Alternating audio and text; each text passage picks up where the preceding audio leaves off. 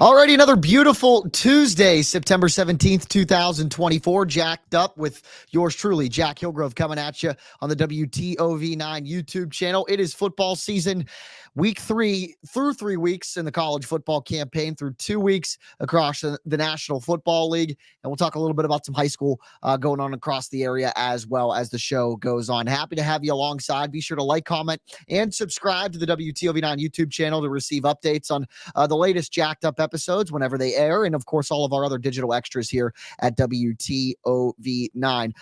Of course, a big weekend in football, right? We're going to start it with a little bit of college, transition into the NFL, and we have to start with the Backyard Brawl. Flying solo with you today because I have a lot to get off my chest, a lot to look forward to as we really kind of hit full stride into football season. Like I said, all the NFL teams are 2 games in. Most of our collegiate teams, 3 games in, except Ohio State. Of course, they were off last week. But football season's here, and it's very much in full swing. The high school season getting ready for week number 5 across the Ohio high school football season, week 4 in West Virginia. We're at that almost halfway point of the regular season of our high school campaigns as well. So with that, we start with college football. And we start with the Backyard Brawl, obviously.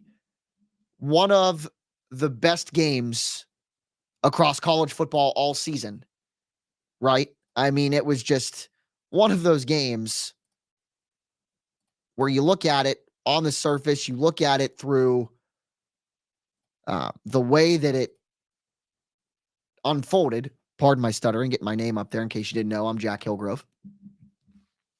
38-34, the Pitt Panthers take down the Mountaineers.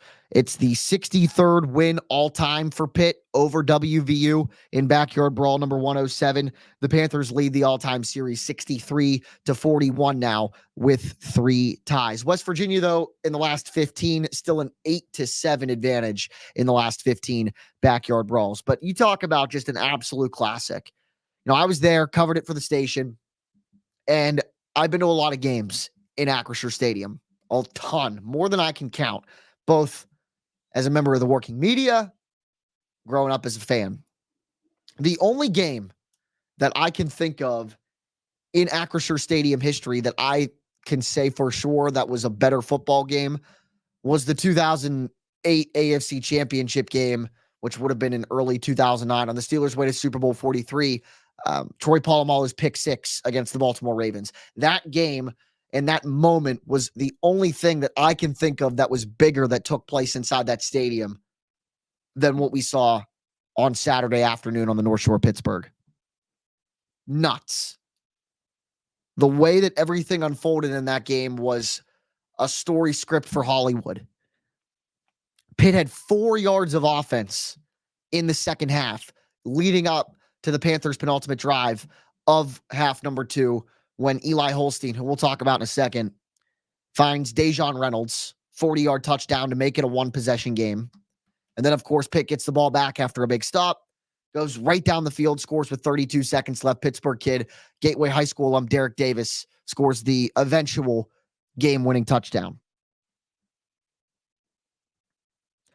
Eli Holstein is right now one of the best quarterbacks in the country. And statistically, I believe that says so. Now, you look at guys like Jackson Dart from Ole Miss already with over 1,100 yards of passing through their first couple of games, and that's ridiculous. And Jackson Dart will probably be in that Heisman talk if he keeps that play up. But Holstein, 936 passing yards, 9 touchdowns, 2 interceptions this season. In each of his first 3 collegiate games, 3 touchdowns, 3 touchdowns, 3 touchdowns. Mind you, this was a kid that was buried at the end of the Alabama quarterback depth chart a year ago as a true freshman. Alabama's one of those schools that gets top-tier talent year in and year out and saw no means to an end, no means to the starting job in Tuscaloosa. Transfers to Pitt. And that's 100% Pat Narduzzi. Pat Narduzzi finds offensive coordinator Cade Bell, who Pitt fans are already talking about potentially leaving for a bigger job at the end of the year, which is nuts because the Pitt offense has been lights out to start the season, as advertised. A lot of hype surrounding it. It's holding up to that hype. Cade Bell develops a relationship with Holstein. Boom, gets him in here via the transfer portal. And you watch the guy throw the ball down the field. Earlier in the game, Holstein finds Kenny Johnson deep down the near sideline. Actually, if you go back and look at that on the broadcast, you can see a young man in a blue polo pointing his camera 3 feet away from Kenny Johnson. Yours truly. Humble brag. I digress.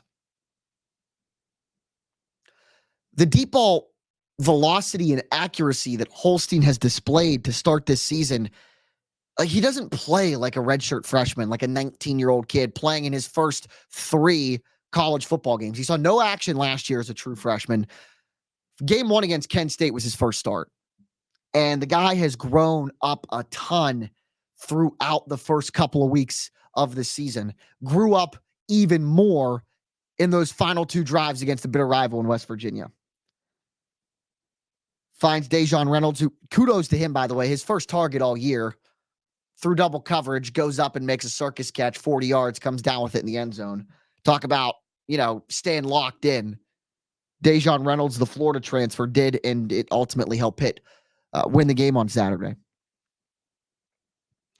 So Pitt leads the all-time series 63-41-3 against WVU, an instant classic at Acrisure Stadium, 38-34, the final score. The series turns to Morgantown next year for the final of 4 in a row. It's scheduled right now, the Backyard Brawl, to take a 3-year hiatus. It's one of those things where it's tough because the ACC, for the moment, has a 4-game non-conference schedule. Another thing, Pitt, Youngstown State on Saturday. If they can win, they'll be 4-0 in the non-conference for the first time ever, and 4-0 to start a season for the first time since 2000. So the ACC's got that 4-game conference schedule, and the Big 12, where West Virginia is, has a 3-game non-conference schedule. Let me rephrase that. The ACC plays an 8-game conference schedule. Big 12 plays 9. So West Virginia's only got room for 3 non-conference, where Pitt's has 4. So Pitt, is filling it with a home and home against UConn on the schedule, Wisconsin on the schedule, that game being played in Ireland in 2027. UCF returns to Pitt's schedule in a couple of years, where West Virginia's got less wiggle room. A couple of years ago, West Virginia schedules a home and home with Alabama. And that was cool because Nick Saban, Fairmont, West Virginia native, grew up a diehard Mountaineers fan, returns to his home state to coach Alabama against West Virginia. Nick Saban is obviously no longer the head coach at Alabama. He retired. So it'd be interesting to see if West Virginia can finagle their way out of that home and home against Alabama, because let's face it, I mean, if you're a WVU fan or not, on the surface, the Mountaineers get killed in those 2 games. That's just the way it is. I mean, there aren't many teams in the country beating Alabama, especially at Bryant-Denny Stadium.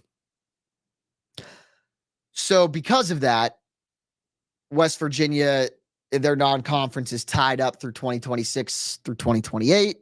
Pitt not on the schedule, but it is renewed for 4 more years, 2029 to 2032. And both head coaches, Neil Brown and Pat Narduzzi, very much on the record of, we want this game to be played every year. Narduzzi went as far as even saying we should get this game played at the end of the season, which I'm all for. As somebody that grew up a fan in this rivalry, that game played on Black Friday towards the end of the Big East era. Awesome. Game 12 of the year for both teams. It's how it should be.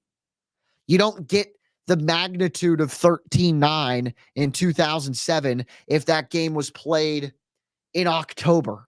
Conference game number 1 or 2 for both teams. Like, who's to say that, let's just throw out a hypothetical, like that happened and West Virginia was 4-1 and rattled off 7 more wins in a row. The way that the national championship structure was under the BCS, where it was 1 versus 2, there's no reason to say that West Virginia claws its way back into number 2 at the end of the season, despite losing to Pitt earlier in the year, and still plays for a national championship. See what I'm saying? So, like, West Virginia losing to Pitt 13-9 at the end of the season obviously bumped them out of the national championship race in 2007. So that's why that game carries so much significance late in the year. And we see it in other rivalries. Florida State is across conference rivalry that's played at the end of the season for both of those teams. Clemson and South Carolina, same thing. Why not Pitt and WVU? Make it happen. So as we shift gears, we'll talk a little bit more about the Mountaineers, who are now 1-2 on the season. And I don't know that I'm pushing the panic button yet if I'm a Mountaineer fan, but I'm pushing the heavily concerned button. Penn State was and is a better football team than West Virginia. So losing that game to start the season shouldn't be that big of a deal. Pitt and West Virginia are evenly matched as hell. And you could have even made a case that West Virginia was the better football team on Saturday. Well, let me rephrase that. They were the better football team on Saturday. They might be the better football team, period. And they lose in a high-stakes game with a lot of eyes to a team that they are very, very evenly matched with in Pitt. That's the concern. That's where I would raise some red flags if I'm a Mountaineer fan. But the silver lining in it all is you still got 9 Big 12 games left to play. We've seen teams across, no matter the sport, rally towards the back half of their season. And the way that the playoff is structured now, if you win your conference, you're in the college football playoff. So West Virginia could still win the Big 12. They have not played a conference game yet. They are 0-0. All teams. Now, Pitt still has one more non-conference game in Youngstown State. And if Pitt can win that game and get to 4-0, that's fantastic. But at that point, as a Pitt fan, you tell yourself, you're 0-0. Because the real play starts in conference game number 1 against North Carolina on the road. Because Pitt, guess what? Could go 3-5 in conference and end up 7-5. And that sucks. And on the flip side of things, you're looking at West Virginia at 1-2. That sucks. But they could go 8-1 in Big 12 play, and all of a sudden, you're in the Big 12 championship. And you win that game, and you're in the college football freaking playoff. At that point, and if you're a West Virginia fan watching this, and I know there is hatred, despise, disgust for Pitt, and losing that game is just probably still crawling under your skin right now as we talk on Tuesday night, 72 hours plus after the Backyard Brawl concluded. So let me ask you this question right now. Let's say West Virginia rattles off 8-1. They get to 9-3, and they're in the Big 12 championship. And it's the first Saturday in December, you're getting ready to watch your Mountaineers fight for a chance to make the 12-team college football playoff. Are you going to even be thinking at all about September? What day was the game? 14th, 2024? You better not be. And that question was posed for Pitt fans. And as somebody that grew up a Pitt fan, I would have rather lost to West Virginia and have Pitt go 7-1, win the ACC, make the college football playoff, than Pitt having the result they did on Saturday and go 4-4 in the ACC and make a mediocre bowl game, which are going to be even more diluted now because of the 12-team college football playoff. So it starts on Saturday at home against Kansas for West Virginia University. And this is going to be a tough game. You're going to find out a lot about this team, and not just this team, but Neil Brown as a head coach. It's all about how you can respond. Saturday sucked for West Virginia. Neil Brown said as much, even said a couple of words in his press conference. I was in there that I would probably get yelled at for saying over the internet right now. Got to wipe the slate clean. And it's a tough opportunity for West Virginia to do so with this Kansas team coming to town, because the old adage in college football and football period is run the ball, stop the run. You do that, you got yourself a pretty damn good football team. That's what Kansas is right now. They run the ball very well, and they stop the run very well. Kansas defensively, 111 rushing yards allowed per game so far this season. That's not a lot. 246 total yards allowed per game, which is 4th in the Big 12 right now. And then on the flip side of things, running the ball, they average 239 yards on the ground per game, which is third in Big 12 play. You look at that and you say, okay, West Virginia's got to bring its A game. And West Virginia on the defensive front, especially the defensive line against Pitt, was lights out.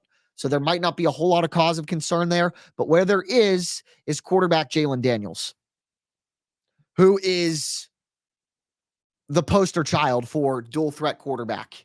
He is just as dangerous with his legs, perhaps maybe even more dangerous than he is throwing the ball through the air. And we saw West Virginia struggle with an athletic quarterback, and Eli Holstein, who ran free, ended up being Pitt's leading rusher on Saturday, and a couple of scrambles put Pitt on the doorstep and end up winning them the game with the rushing touchdown for Derek Davis. Jalen Daniels is more athletic than Eli Holstein.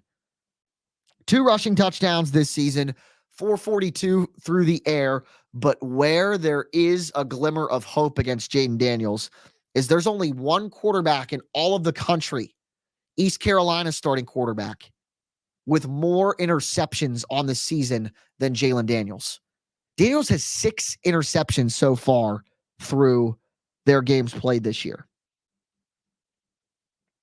Turn them over.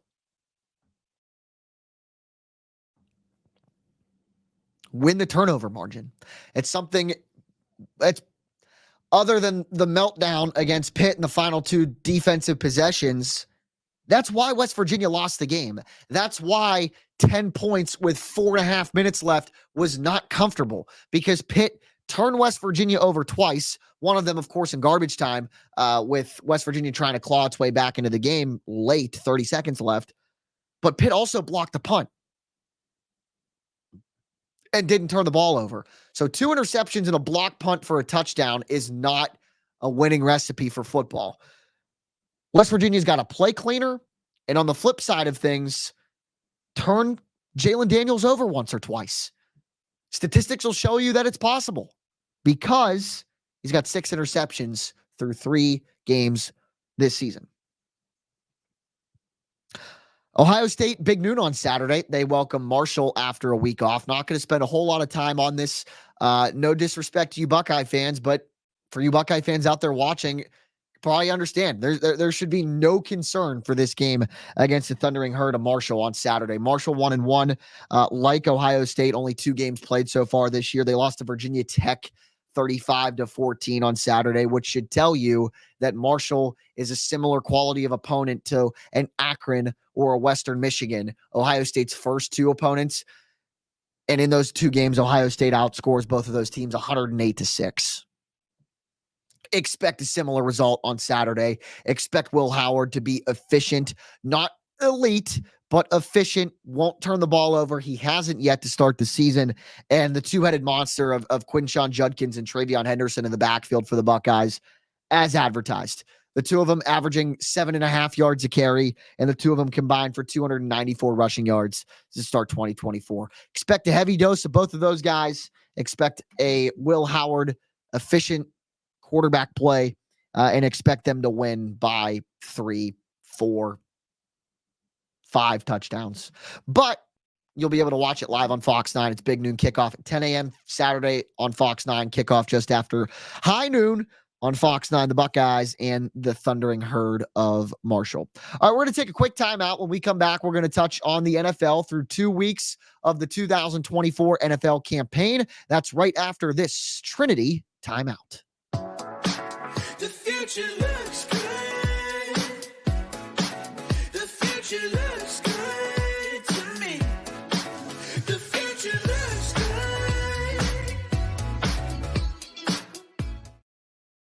Thanks to Trinity Health System sponsoring the timeout. The video that you saw there, our latest high school football play of the week on Bordas and Bordas Friday Night Rivals, Martins Ferry, St. Clairsville, a crazy play. A run play for Martins Ferry. Joaquin Cox runs into duress, laterals it back to a Maurice Barnett, who raced down the sideline, cut the game to close at Red Devil Stadium between the Red Devils and the Purple Riders, but St. Clairsville ending up with the victory on Friday on Bordas and Bordas Friday Night Rivals, 55-21 over Martins Ferry. Brett McLean and St. C undefeated 4-0 in Ohio high school football play. Only one broadcast this week to tell you about. It's Bortus and Mortis Friday Night Rivals from Harding Stadium. Steubenville Big Red 4-0. They host 3-1 Dover. Watch it live on WTOV 9 this Friday from Harding Stadium, a 7 o'clock kickoff. You can watch it on NBC, or you can watch it live streaming on WTOV9.com and on the WTOV 9 Facebook page. Again, the timeout presented by Trinity Health System. All right, NFL time. Steelers 2-0. One touchdown in 2 games. 2 games on the road. 2-0. Pittsburgh Steelers football is back, baby. I mean, as somebody that grew up a Steelers fan,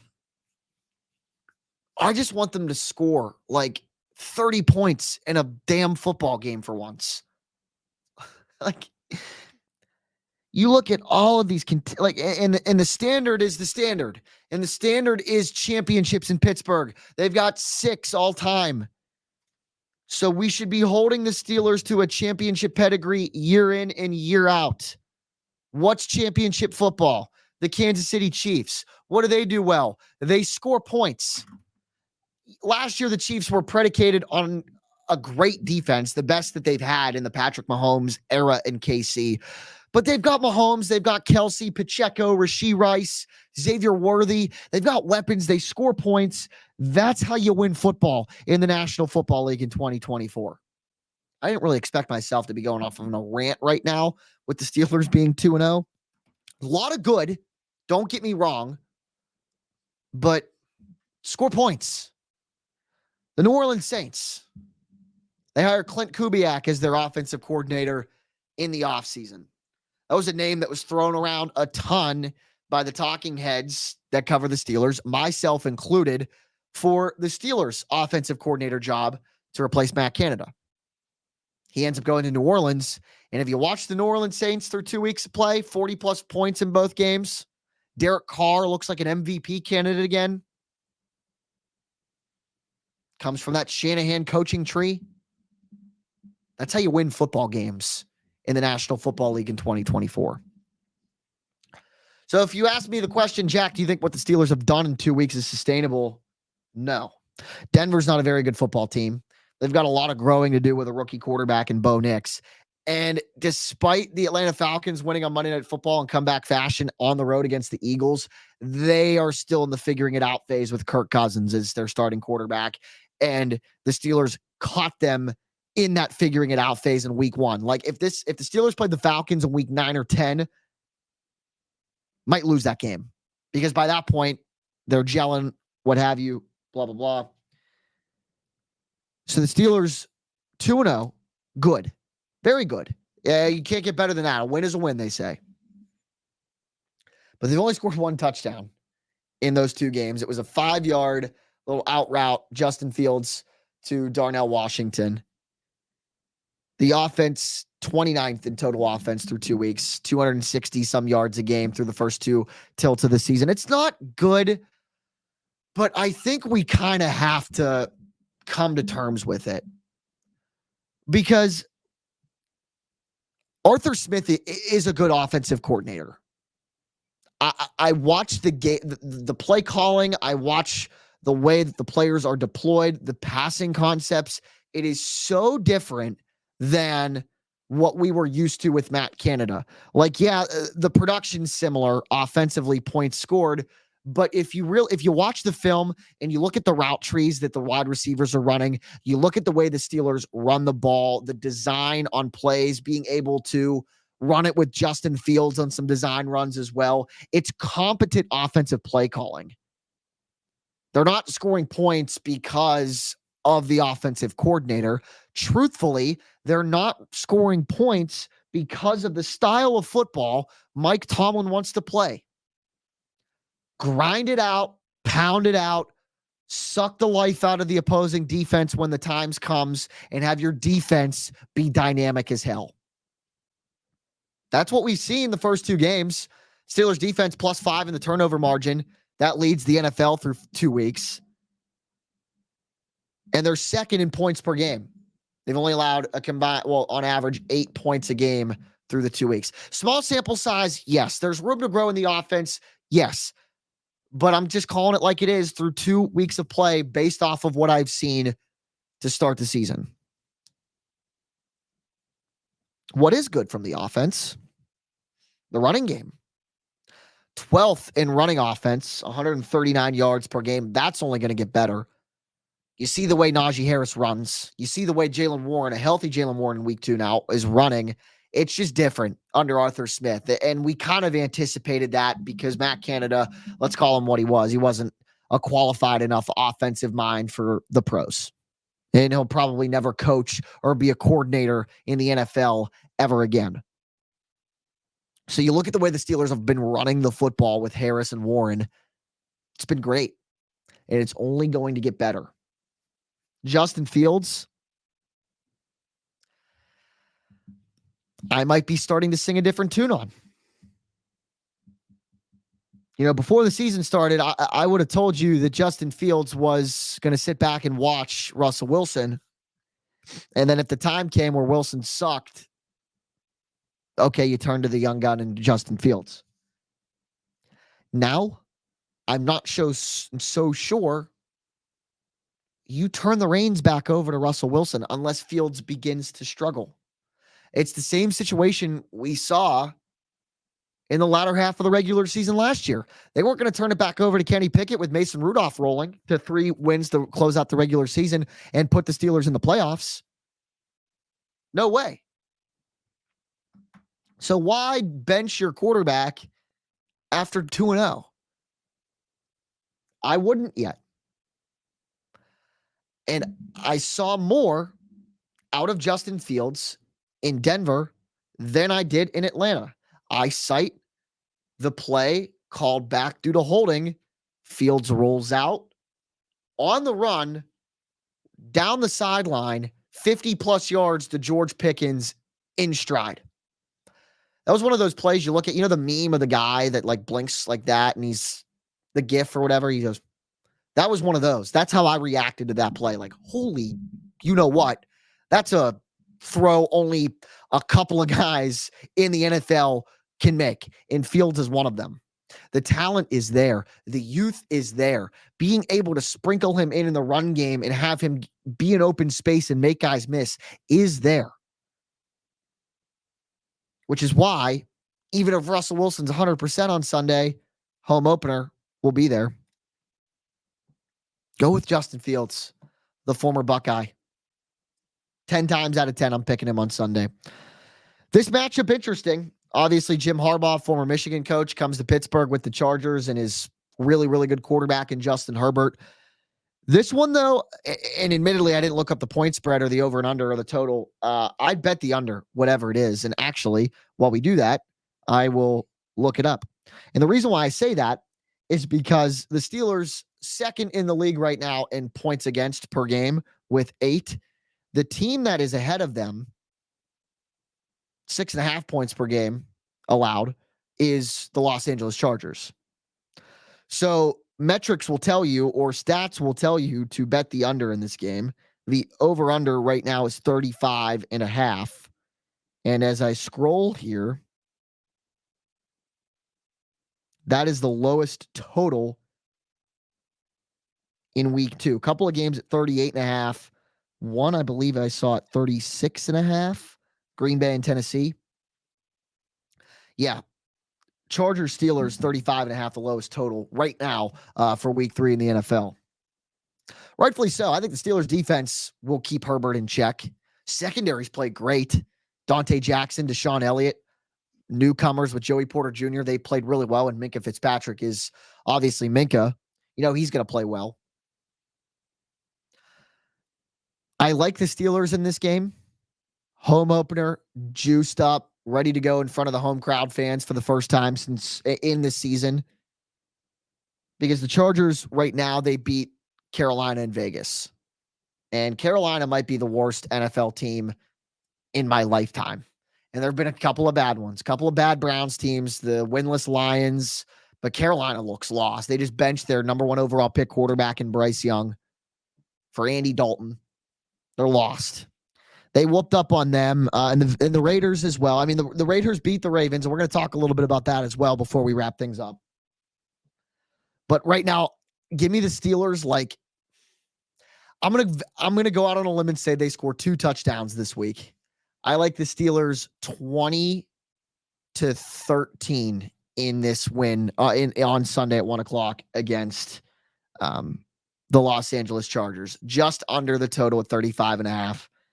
Steelers 20, Chargers 13. That's my official jacked up prediction for Sunday. The Browns 18, the Jags 13 on Sunday. Deshaun Watson and company get win number 1 on the season. And I think it's pretty evident if you're a Browns fan watching this, this team is only going to go as far as Deshaun Watson will take them. Kind of similar to the Steelers. You know, the defense is really good.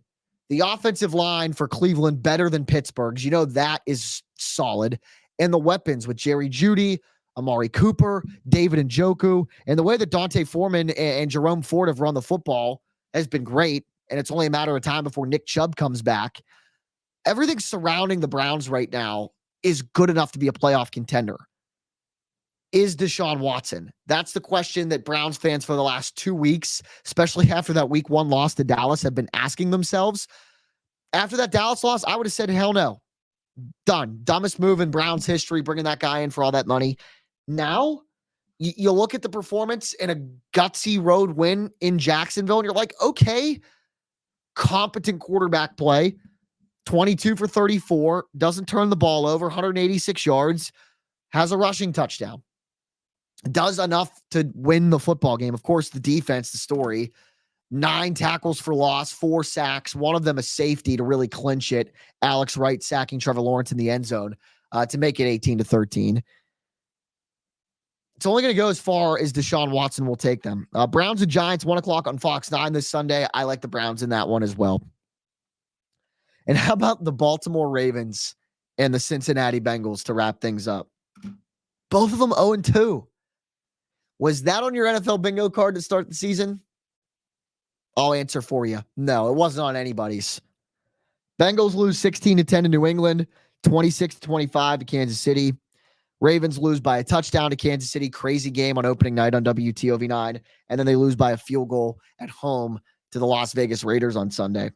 I'm going to say a statistic. If you're a Ravens fan or a Bengals fan, this statistic might scare you. Historically, 11% of teams that start 0-2 make the playoffs.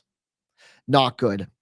More recently, since 2020, when the playoffs expanded to 14 teams, only 2 out of 32 teams that have started 0-2 since 2020 have made the playoffs. That's 6.5%. So the numbers will tell you since the playoffs even expanded, it's less likely for 0-2 teams to make the playoffs than it was before 14-team playoffs. So what am I saying?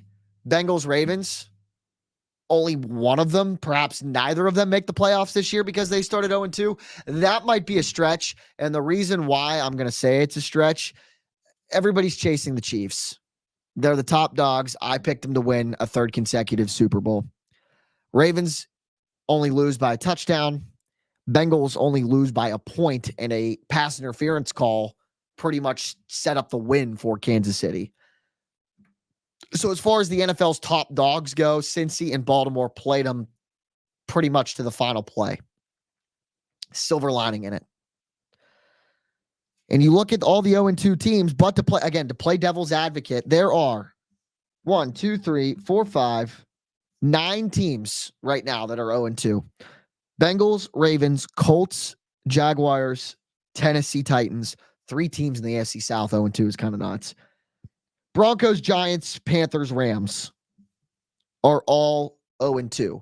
The numbers will tell you that one of those teams, maybe 2, are going to make the playoffs. Like the ones you can automatically count out. Carolina, I mean, they're lost. The Giants, they don't have a quarterback. Daniel Jones stinks. I think they're going to be in the running with Carolina for that number 1 overall pick. Denver's going to have some growing up to do with a rookie quarterback. I don't see them making the playoffs out of a tough division. The Raiders are better than them, and the Chargers and the Chiefs are definitely better than them. Titans, Will Levis ain't it. They're not making the playoffs. So you look at like the four teams that I'm kind of surprised. I'm sorry, 5 teams that I'm kind of surprised that are 0-2 to start the season. Rams, Jags, Colts, Ravens, Bengals. I think 2 of those teams might make the playoffs, but I don't know that both of them are going to be Cincy and Baltimore because they're coming out of the same division. Math's scary in that regard. And there's a lot to fix for both of those teams. But there's a lot of football left.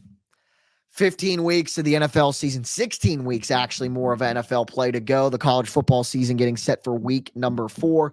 Pitt plays Youngstown State. West Virginia plays Kansas. Ohio State plays Marshall. Steelers, Chargers, Browns, Giants. That coming up this week. And also a reminder that Bordas and Bordas Friday Night Rivals features Big Red and Dover live on WTOV 9 this Friday, 7 o'clock on NBC. And of course, live streaming on Facebook and our website. This has been another episode of Jacked Up. Thank you so much for joining us. Thanks to Trinity Health System for sponsoring the timeout. We'll talk more football, spoiler alert, next week on Jacked Up, live here on the WTOV 9 YouTube channel. Talk to you soon.